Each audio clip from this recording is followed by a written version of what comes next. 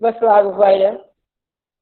Muito obrigado, doutora Noémia Gomes. Eu gostaria de, antes de começar e responder às suas certeiras perguntas, cumprimentar todos os colegas que estão neste webinário e também todo o auditório, sei que vasto e em vários continentes. Agradecer esta oportunidade de participar nesta conferência e também saudar em particular o Dr. Carlos Mondelano, como presidente desta União Internacional dos Juízes de Língua Portuguesa, também o Dr. Geraldo Dutra Andrade Neto, seu secretário executivo, a Dr. Web faz parte da direção e, portanto, também nas vossas pessoas, todos os juízes de língua portuguesa. Sabem que eu tenho dedicado muito da minha vida profissional à lusofonia e, portanto, ao trabalhos jurídicos no âmbito dos vários países de língua portuguesa e, portanto, é com muito gosto também que aceito este desafio e, aliás, estou em férias, mas não podia recusar, como disse o Dr. Carlos Mondelano, este convite que é sempre irrecusável. Também cumprimento a doutora Imaculada Melo e também o Dr. Walter Rodenberg pela companhia neste painel. A doutora Noémia, permita-me só, antes de responder às suas perguntas, e eu não vou fugir a elas, só fazer aqui um breve enquadramento, já que também teve a amabilidade de referir esse trabalho, que foi, veja lá, a minha tese de doutoramento, que foi defendida há 21 anos, e entregue há 22 anos.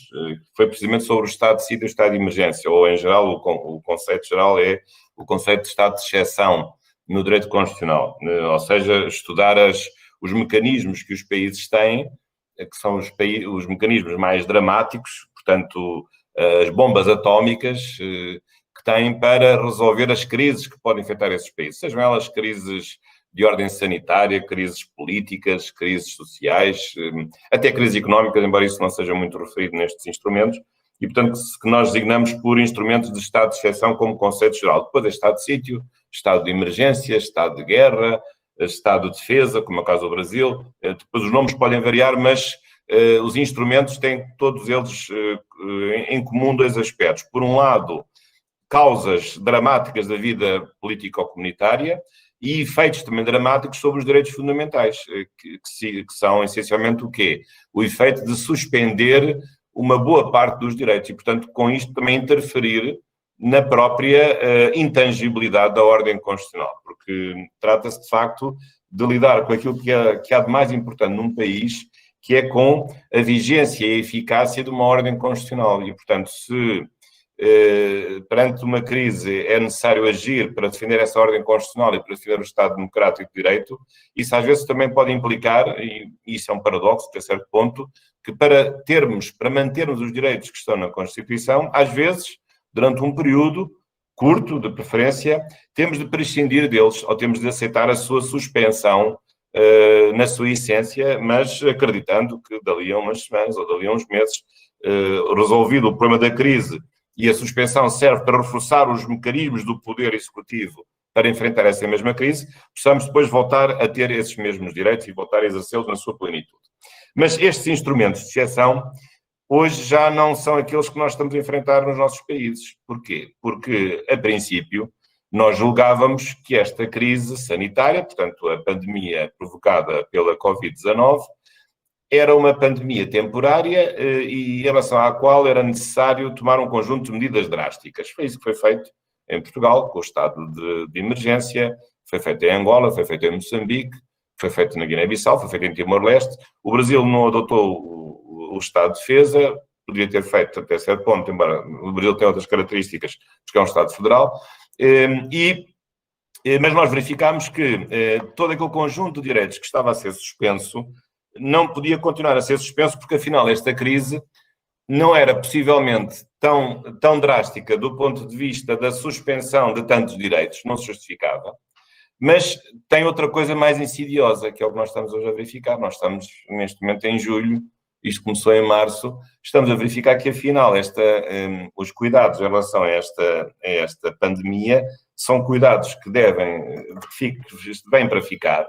Já se fala numa segunda vaga, e são cuidados que vão impor aos cidadãos restrições, não de tantos direitos como a princípio se julgava, mas pelo menos de alguns direitos, e essas restrições vão ficar para sempre, ou pelo menos durante um longo período. É o que nós estamos agora a assistir, aliás, a doutora Noémia referiu a isso.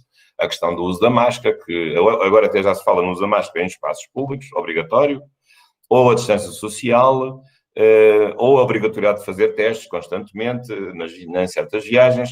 Portanto, quer dizer, numa primeira fase a suspensão era ampla de vários direitos, liberdade de circulação, a liberdade de circulação na rua, a liberdade de entrada e saída no país, várias, por exemplo, a suspensão das aulas, o direito ao ensino, ou no trabalho a suspensão de trabalhadores, digamos, a suspensão de vários direitos relacionados com a atividade económica. Digamos, ultrapassado esse momento um pouco mais agudo, em que também se agiu de uma forma drástica para garantir a não sobrecarga dos sistemas de saúde, sobretudo os hospitais, percebe-se que, afinal, há limitações aos direitos que têm que continuar, mas já não podem ser no contexto do estado de exceção. E, por isso, em alguns dos países, deixou-se o instrumento do estado de exceção, mas tem-se aplicado algumas restrições a certos direitos. E esse é que é o grande problema de natureza jurídica que nós temos pela frente. É porque nós não temos, na verdade, um instrumento jurídico totalmente afeiçoado a enfrentar uma crise sanitária com estas características. Porque nós estamos aqui numa situação de transição. Isto é, não se justifica a suspensão dos direitos porque não sei se há propriamente uma calamidade pública neste momento, talvez já não haja, mas também não estamos aqui perante uma simples restrição ou uma simples limitação temporária ou de pouca monta, mas uma restrição que vai implicar vários direitos e durante muitos meses ou até anos. E sobretudo por razões sanitárias. Portanto, e já agora falo da experiência portuguesa, tem havido uma série de dificuldades de natureza jurídica para enfrentar este problema. Aliás, uma delas foi resolvida ontem, por exemplo, nos Açores, já é o segundo caso, em que cidadãos chegam aos Açores. Os Açores é um arquipélago de Portugal e é uma região autónoma, que foram colocados em quarentena obrigatória, e essas pessoas, e este é já o segundo caso, intentaram no Tribunal dos Açores uma providência de habeas corpus e o Tribunal determinou a libertação das pessoas da quarentena obrigatória que tinha sido determinada pela Autoridade Regional de Saúde na chegada, neste caso, a uma das ilhas do Grupo Central, a Ilha Graciosa. E porquê? Porque considerou, neste caso a razão até não é uma razão muito grave, porque penso que houve aqui excesso de zelo por parte da Autoridade de Saúde, mas no primeiro caso, que foi o caso, digamos, modular, que foi em maio, considerou que o confinamento obrigatório ou a quarentena obrigatória imposta por uma autoridade administrativa de saúde equivale a uma prisão preventiva, uma prisão domiciliária. Portanto, equivale o quê? O efeito prático é o mesmo, que é o de uma limitação ou de uma restrição à liberdade individual. E, como sabemos, a liberdade individual, a liberdade pessoal, como dizem no Brasil, a liberdade de ir e vir, essa liberdade tem que ser decretada, a suspensão ou a restrição ou a imposição de uma prisão ou de uma detenção, enfim, são nomes diferentes com técnicas diferentes, não interessa agora, tem que ser validada por um juiz, e é assim que deve ser.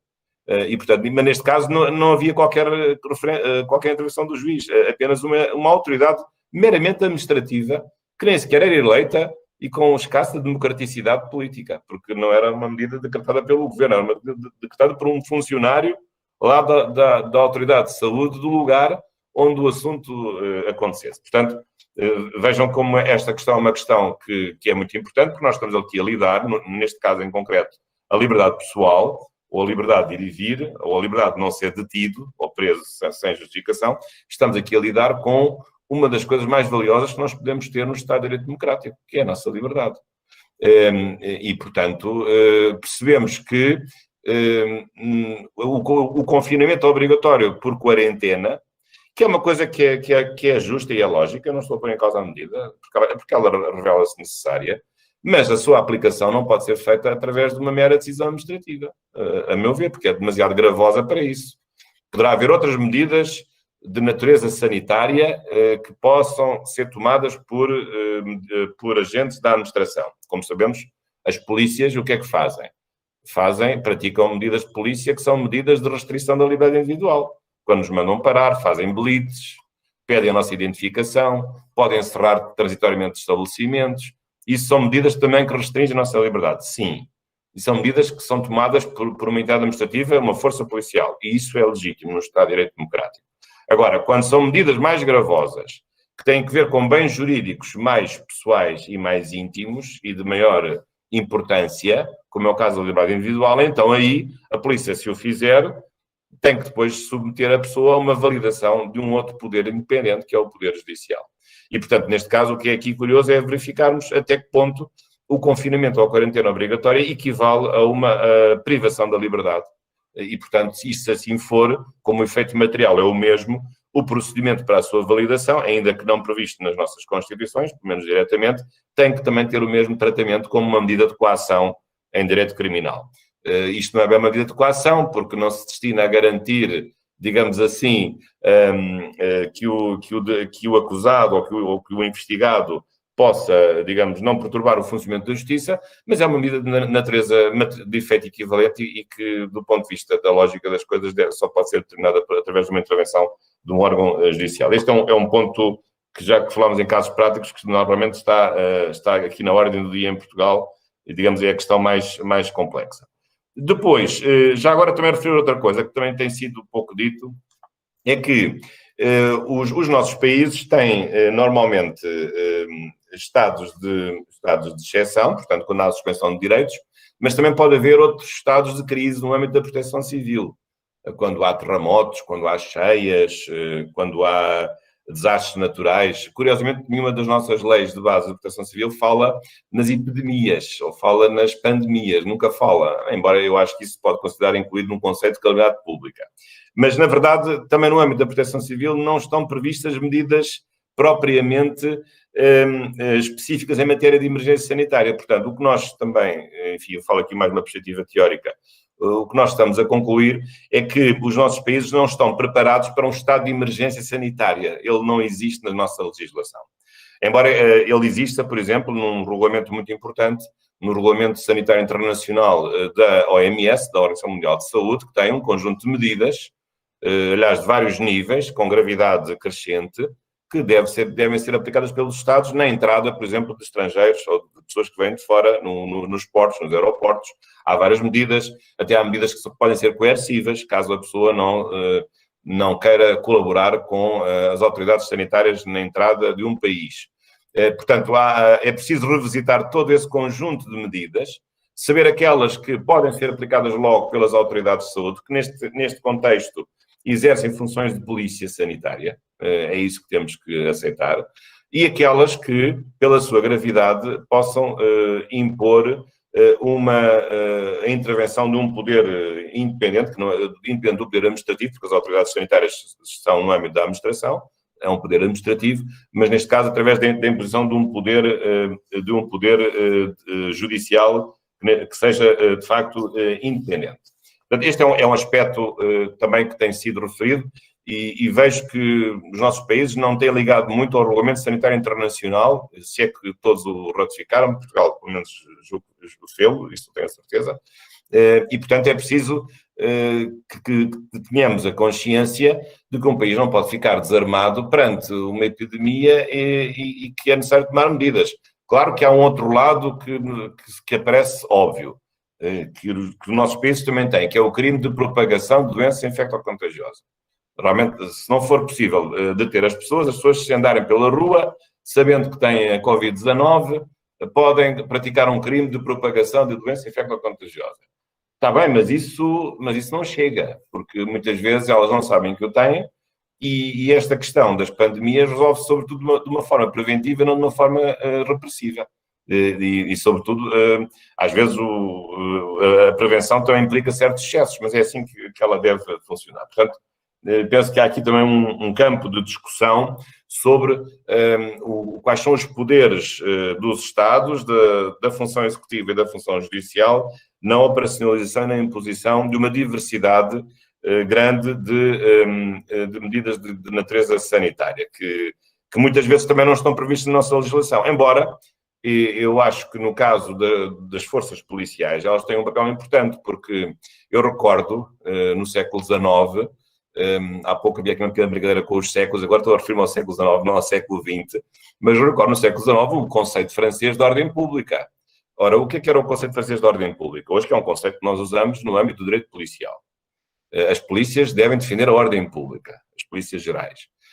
Ora, o que é que está na ordem pública? Estão 3 subconceitos: a segurança pública, a tranquilidade pública e a salubridade pública.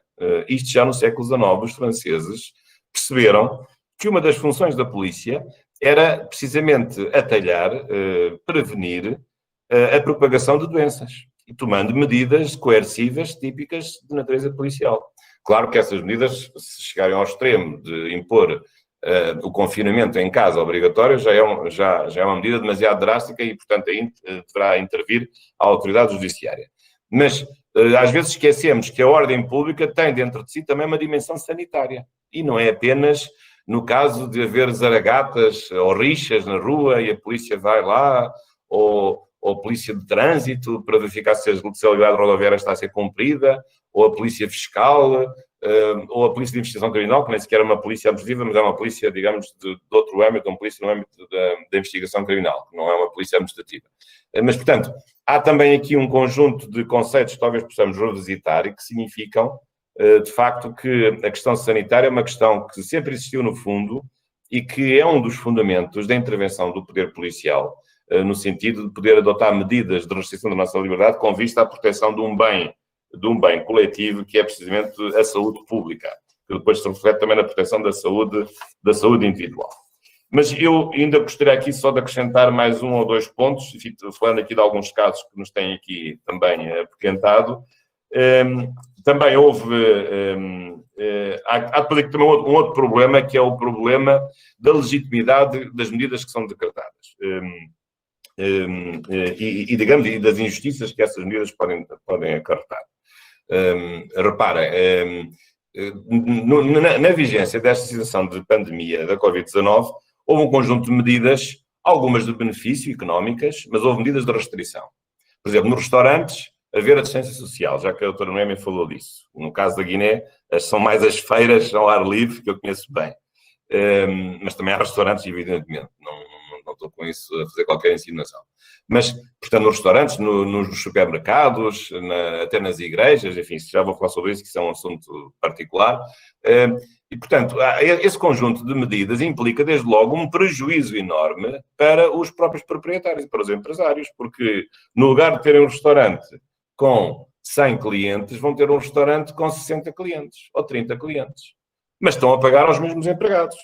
Ou o espaço, pelo menos, é o mesmo. Os empregados admitem que possam reduzir, mas o espaço está lá. O espaço não encolheu, o espaço é o mesmo. O proprietário do edifício que arrenda o espaço ao dono do restaurante quer a sua renda e não quer saber se agora o dono do restaurante, em vez de ter 100 clientes por dia, tem 50. Não tem nada a ver com isso.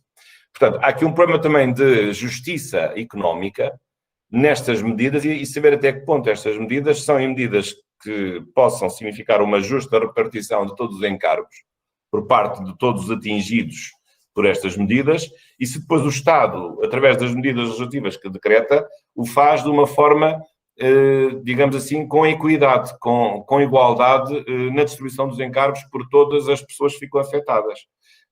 E isso pode acontecer nos casos, noutros casos não acontece. Ou há empresas que, pela sua importância, são objeto de financiamento próprio. O caso português, tem falado muito o caso da TAP, do nosso transportadora aérea nacional, mas em Portugal não há só a TAP como uma empresa como companhia aérea, há outras empresas de aviação. As outras não receberam nada. Então, mas o Estado só financia uma empresa e não as outras no mercado livre concorrencial, porque é que só dá dinheiro a uma empresa e não dá às outras? E esse dinheiro de onde é que vem? Vem dos impostos dos cidadãos, já agora. O dinheiro não é o maná do Antigo Testamento que caía do céu, não é. É um dinheiro que vem, já agora como português, também do meu bolso, que pago impostos. Há uns que não pagam, mas eu pago. E, portanto, isto tem que ser muito bem visto do ponto de vista de uma justiça material que tem que estar subjacente a este conjunto de medidas, porque o problema aqui é de assistirmos a uma profusão, a uma enxurrada de medidas avulsas, a olho, conforme dá na cabeça dos governantes. Lembram-se do setor A, depois é o setor B, depois é o setor C, e não há aqui uma racionalidade global nisto tudo. Isto é uma coisa muito preocupante, a meu ver, porque isto vai introduzir injustiças para menos e para mais. Para aqueles que não recebem, deviam receber, para aqueles que recebem mais do que deviam receber ou até não deviam receber.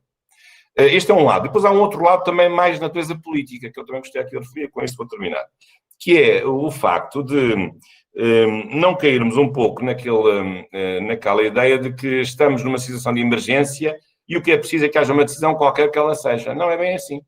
Num Estado de Direito Democrático, o processo também tem uma validade democrática, não é só o conteúdo da medida, é o modo como a medida é tomada. E as medidas têm que ser tomadas respeitando aquilo que está nas Constituições, através, sobretudo, e sendo estas medidas de restrição das liberdades individuais, têm que ser tomadas pelos Parlamentos, porque só os Parlamentos podem restringir direitos, liberdades e garantias. Não são os governos que vão restringir. Os governos são órgãos de execução das leis do Parlamento, que são as casas da democracia. E, portanto, faz muita impressão ver um conjunto de restrições que se multiplicam em Portugal, com decretos-leis, com decretos, com resoluções do Conselho de Ministros, em que o Parlamento está completamente a leste, não faz qualquer controle, quando, nesta matéria, nós estamos a lidar com aquilo que mais precioso nós temos no nosso regime constitucional, que são as nossas liberdades. E, portanto, nós temos um importante artigo, o artigo 18, que precisamente estabelece como requisitos vários a restrição das liberdades individuais, desde logo a ser decretado pelo órgão mais importante do Estado de Direito Democrático, que é o Parlamento, que é o órgão que tem a pluralidade político-democrática e político-partidária, e é um órgão que decide de uma forma transparente e aberta e pública. E, portanto, é o Parlamento que deve decidir as restrições das liberdades, e depois o Governo executará certamente os pormenores dessas medidas.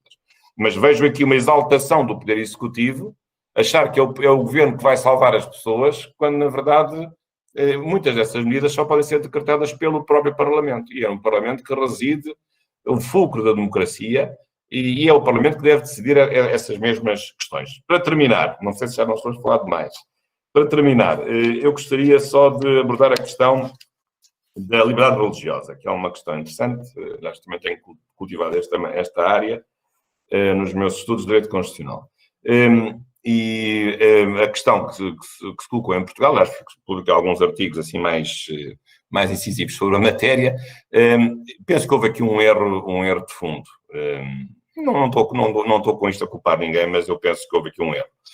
Foi o erro de achar que a liberdade religiosa se podia limitar da mesma forma que se limitava a liberdade de circulação ou a liberdade de entrada e saída no país, como se a dimensão religiosa estivesse sob a alçada do Estado, como estão as estradas, ou como estão as escolas públicas, ou como estão os transportes públicos. Não é a mesma coisa. O espaço de intervenção das confissões religiosas é um espaço protegido por uma liberdade religiosa, quer na sua dimensão individual, quer na sua dimensão coletiva.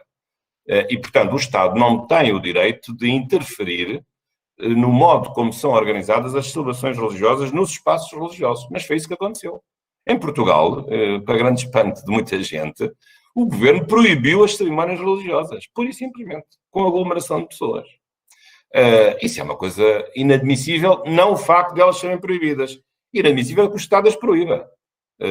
Digamos, o que devia ter acontecido era que as confissões religiosas pudessem ter um esforço de autolimitação, serem elas próprias a estabelecer as suas restrições e não terem consentido que o Estado tivesse invadido o seu espaço próprio de regulação e de normação e ser o Estado a fazê-lo em vez de serem as próprias confissões religiosas no seu espaço próprio a estabelecer as suas limitações, que podiam ser exatamente as mesmas em relação àquilo que o Estado fez através dos seus decretos. E depois ainda houve outra coisa mais complicada que eu nunca percebi, é que a certa altura em Portugal, por exemplo, estou a falar do caso português, houve estabelecimentos que nunca foram fechados, supermercados, farmácias, bancos, correios, nunca foram fechados. Mas as celebrações nas igrejas foram todas fechadas. Não havia uma única celebração possível. E eu pergunto, mas porquê é que desde o princípio não se adotou a mesma regra da distância social que se aplicava nos supermercados, também não se podia aplicar nas igrejas? A regra é a mesma. Mas depois, agora estamos nesta fase. Agora já é possível haver celebrações religiosas com distância social como se estivéssemos no supermercado, ou como se estivéssemos numa farmácia, ou numa estação dos Correios, ou numa dependência bancária. Mas, portanto, isto também revelou aqui algum desnorte, para não dizer uma coisa mais desagradável, que é talvez um ressentimento em relação ao fenómeno religioso e, portanto, talvez coisas mais antigas, de pretender que o fenómeno religioso não tenha a sua liberdade ou que tenha uma liberdade condicionada e, portanto, que eu acho que acabou por estar no espírito de alguns, e também a incapacidade também de algumas confissões religiosas de terem batido o pé e de terem mostrado que aceitavam as restrições, mas era por vontade delas e não por interferência do Estado no seu âmbito de intervenção exclusiva. Eu sei que isto às vezes não é fácil porque há muitas confissões religiosas com muitas características, umas mais disciplinadas, outras menos disciplinadas, umas mais irreverentes, outras mais obedientes, mas este aspecto é um aspecto sensível, porque a liberdade religiosa é um assunto que tem provocado, enfim, muitos debates. Nós vivemos hoje, felizmente, num Estado de Direito Democrático em que há liberdade religiosa, de todas as confissões, maioritárias ou minoritárias. Houve muitos mortos na história para termos chegado a este ponto da liberdade religiosa. Há muitos mártires da liberdade religiosa. E não é agora, numa situação destas, que vamos alienar um património que, enfim, que o constitucionalismo trouxe do ponto de vista da conquista da liberdade religiosa. Que tem várias dimensões, uma delas é também a dimensão coletiva. Depois ainda haverá outra, claro que aquilo que disse a doutora Imaculada, e disse muito bem, é o ponto central, digamos, mais de fundo, tem a ver um pouco na globalização, digamos, a verificação de que a globalização tem profundas injustiças, do ponto de vista de assim se revelar a fragilidade dos nossos sistemas, quer do sistema de saúde dos vários países, quer do sistema de educação através das novas tecnologias, e, portanto, os países que têm melhores sistemas de saúde ou que têm têm economias mais digitalizadas, puderam enfrentar o problema com aulas à distância. Eu sou professor e, portanto, dei aulas à distância. Agora, realmente, em muitos países mais pobres, como contou o caso da doutora Noémia, nem todas as crianças têm computador em casa, nem todas as casas têm internet com banda larga suficiente para poderem ouvir uma conversa sem interrupções com o professor, ou estando em grupo numa aula. Portanto, isso é que é o grande problema, no fundo, que esta pandemia veio mostrar uma certa vingança da história, que é, de facto, afinal, o Estado de Direito que nós estamos a construir não pode ser apenas um Estado de Direito com liberdades, mas também tem que haver um Estado de Direito com solidariedade e com direitos sociais. E os direitos sociais aqui são direitos de prestação do Estado, enfim, de libertação de muitos grupos vulneráveis da sua condição económica frágil, e, portanto, também um Estado de Direito de libertação em relação a estas condições económico-sociais em que muitos países se encontram realmente envolvidos e atrasados. E isso mostra, portanto, essa outra dimensão da globalização e, porventura, a necessidade de recentrarmos o esforço internacional entre os países, que tem estado muito centrado nas questões da segurança internacional por causa, sobretudo, do terrorismo jihadista, que é compreensível, mas afinal agora surgiu, há uma outra dimensão da cooperação internacional que agora vem à tona de água. Já tínhamos a questão climática, tínhamos a questão securitária, agora temos a questão sanitária, que afinal temos que nos unir para realmente possamos combater em conjunto toda esta pandemia, que por visto se vai repetir, e portanto esta é outra lição também, digamos, de tudo isto, a valorização também dos direitos sociais. Enfim, sobretudo penso aqui, em particular, em relação à África e aos países africanos da portuguesa, conheço bem, enfim, as suas condições mais precárias deste ponto de vista, e, portanto, também isto pode ser uma esperança para que a cooperação internacional e os países mais desenvolvidos também olhem para a África e em alguns países com débeis condições de vida do ponto de vista da sua saúde pública, possam também realmente valorizar essa mesma saúde pública.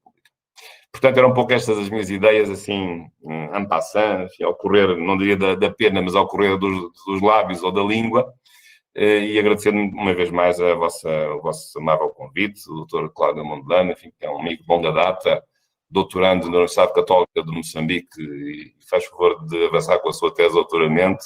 Eu nunca perco uma oportunidade para o colocar nesta situação difícil em público, mas ele não vai levar a mal. E também cumprimentar a doutora Noémia, também assim, a nossa excelente moderadora. Muito obrigado pela vossa atenção.